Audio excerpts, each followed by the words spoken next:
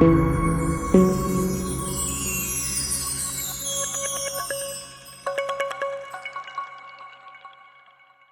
famille, c'est du jamais vu, hein. L'armée rwandaise a pénétré le sol congolais en pleine journée. Le M23 aux portes de Goma, Kinshasa parle de déclaration de guerre du Rwanda. Mais non, le Rwanda vous a déjà déclaré la guerre depuis bien longtemps. Ils vous défient ouvertement car ils savent sur qui et quoi ils peuvent compter. Goma est encerclée par les combats, prise entre peur et terreur.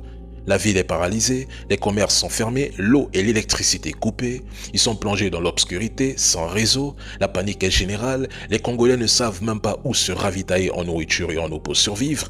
Il y a des victimes. Et le président Kagame est allé en Turquie pour expliquer à Erdogan et à la communauté internationale qu'il est prêt à défendre son pays contre toute agression congolaise. Mais disons-le quand même, c'est incroyable. L'ONU, l'Union européenne et les États-Unis ferment les yeux car ils savent tous que ce ne sont pas des rebelles, mais une véritable armée en face. C'est une mafia internationale qui sévit en RDC, soutenue en interne par des corrompus. Sinon, qui les arme? Qui les finance? Qui leur apporte un soutien stratégique logistique? Grâce à qui utilise-t-il des armes sophistiquées? À qui profite cette instabilité, cette insécurité en RDC? Nous avons tous la réponse. Nous l'avons tous. Observez la taille du pays qui agresse la RDC face à une armée qui est la mieux équipée, la mieux entraînée et la plus nombreuse d'Afrique centrale. C'est quand même incroyable.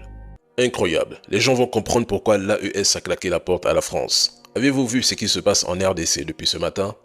L'ambassade française a été incendiée sans parler des attaques contre celles de la Belgique, des États-Unis, du Rwanda et de l'Ouganda. Mais soyons sérieux.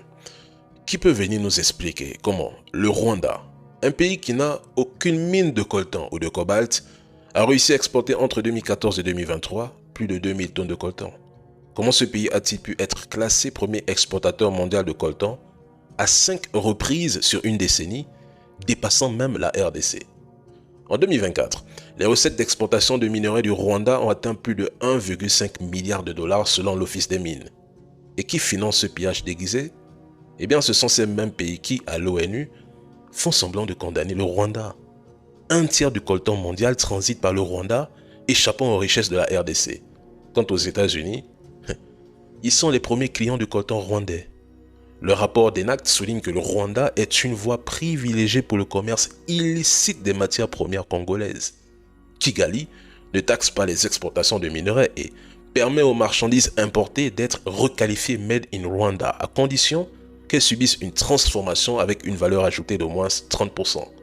En réalité, le Rwanda agit comme une puissance coloniale moderne et demain, quand ce peuple congolais, qu'on sous-estime aujourd'hui, va exiger le départ des Occidentaux, ils diront que c'est à cause de la Russie, en balayant du revers de la main toutes leurs atrocités. Mesdames et messieurs, je soutiens fermement l'AES et de la même manière je soutiendrai la RDC. Ce qui se passe actuellement est tout simplement incroyable et révoltant. Force au FARDC, force au peuple congolais, nous vaincrons.